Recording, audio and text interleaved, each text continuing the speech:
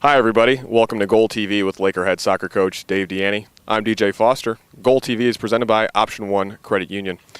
Coach, another good weekend for you. 2 road victories to put up on the schedule. A couple more victories for you. On Friday, you went to Northwood, a team that, as we talked last week, you played just a week ago, which is kind of a quirk in the schedule. But you went and took care of business 4-0. You had a 3-0 halftime lead.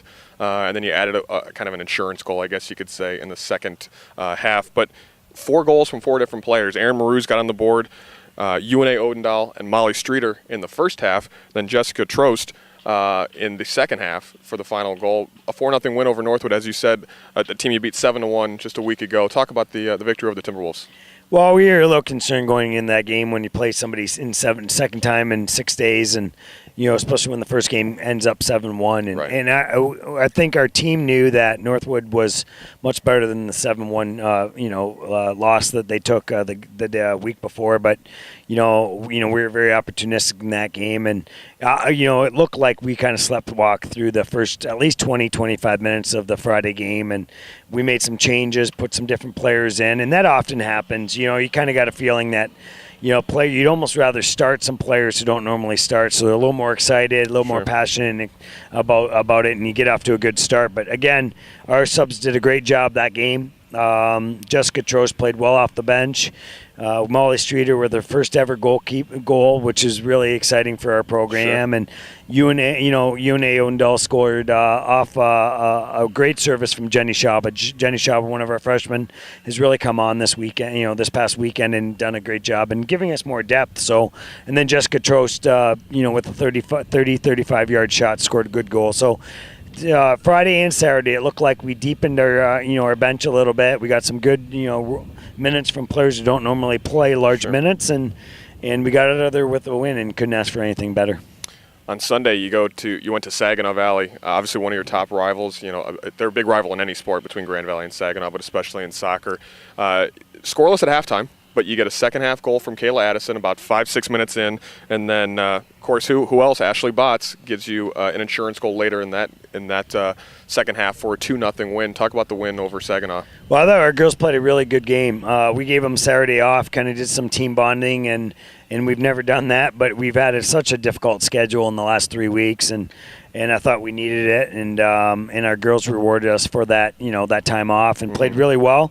Went into halftime, had a goal called back from offsides, and it was a close call.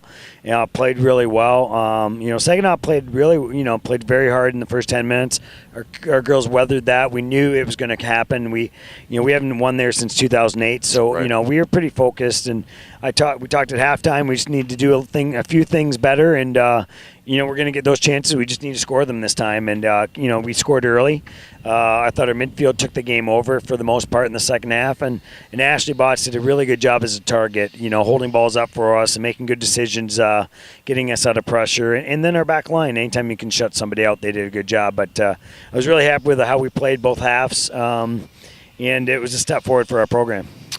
We talk all this. We've talked about all 6 girls this weekend who scored goals for you. Ashley Botts was the Player of the Week 3 weeks in a row, but we don't really talk a lot about Chelsea Parise, who had 3 straight shutouts now. She's got 7 overall this year. You've only given up 5 goals this year.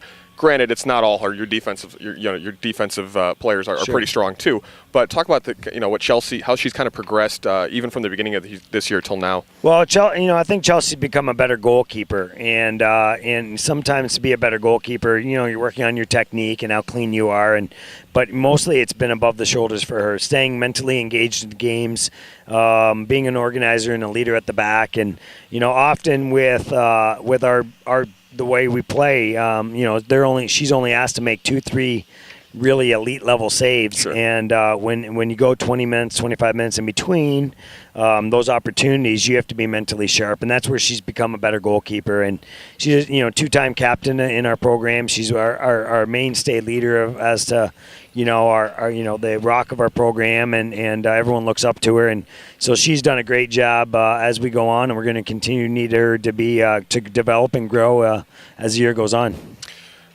You've got back-to-back national championships. you've been around good teams. You know a good team when you see one. How good is this team, and what does it kind of need to keep working on to be maybe a great team or be an elite level team?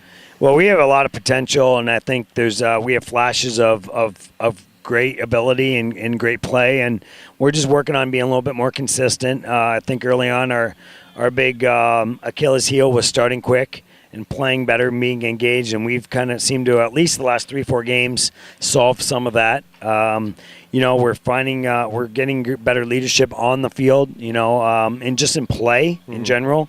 And I think there's no secret that as we're doing better and being a little more consistent, so are our better players. And I think that's important. I mean, Sure. You can't mask that. You need our better players to be consistent and be the same every day. And I think we have a great deal of potential. We have a lot of soccer still to play, 5 games, and we're excited. We're interested. We're excited to get off the road. We've been on the road for 8 out of 10 games after this weekend, and that's quite the stretch. But we get to go up to UP. It's beautiful out, so we're going to enjoy that trip. And I think we have great potential. I think that we're kind of got to take it every day and get better, and hopefully at the end we'll be there. Let's look forward to this weekend. As you said, you go up north. You have Northern Michigan. You're at Northern Michigan on Friday at 4 o'clock for an afternoon game. Saturday off, a little bit of a travel day, and then Michigan Tech on Sunday at noon. Obviously, for Laker fans that know the program, Northern Michigan is the last loss you've had, September of last year.